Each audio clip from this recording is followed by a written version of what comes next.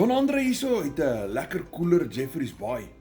Edward comment op een van my video's en hy sê, as almal sonder werk sit, wie gaan jou produk koop? Nou, dis seker 'n geldige vraag is. Niemand werk het nie, waar gaan ons dan geld kry om te koop en verkoop? Maar Edward, ek het vir jou so 'n tikkie goeie nuus. Almal in hierdie land sal nooit sonder werk sit nie. Hoekom sê ek so?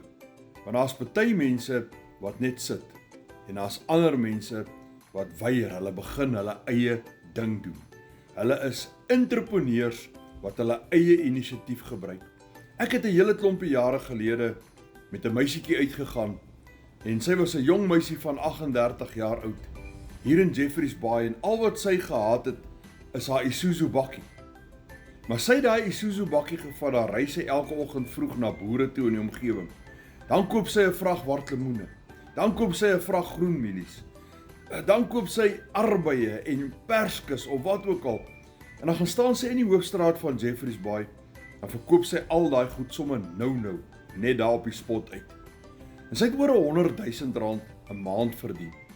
Net geweier om stil te sit en te wag dat werk in haar hande moet val. Ongelukkig het baie mense die mentaliteit vandag.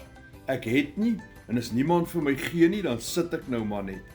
Maar gelukkig, Edward, het almal in hierdie land nie daai mentaliteit nie. Daar's entrepreneurs, daar's mense wat uitspring en hulle eie ding doen. Nou, selfs hierdie besigheid wat ek doen, as jy nie werk het nie, kan jy dollars aanlyn met hierdie besigheid verdien, hier in Suid-Afrika, in die gemak van jou huis. Jy hoef nie oor see te gaan werk nie. Jy hoef nie Amerika of Dubai of Australië toe te gaan om te gaan dollars verdien nie. Jy kan dit hier doen in die gemak van jou eie huis. En dis jou eie besigheid. Jy's jou eie baas. En al wat jy nodig het is jou selfoon, wifi, 2 ure per dag. En ek doen dit want ek moes kompenseer. Ek het my been verloor.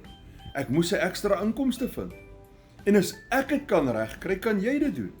En as jy wil weet hoe ek dit doen, dan skryf jy vir my daar in die comments inligting.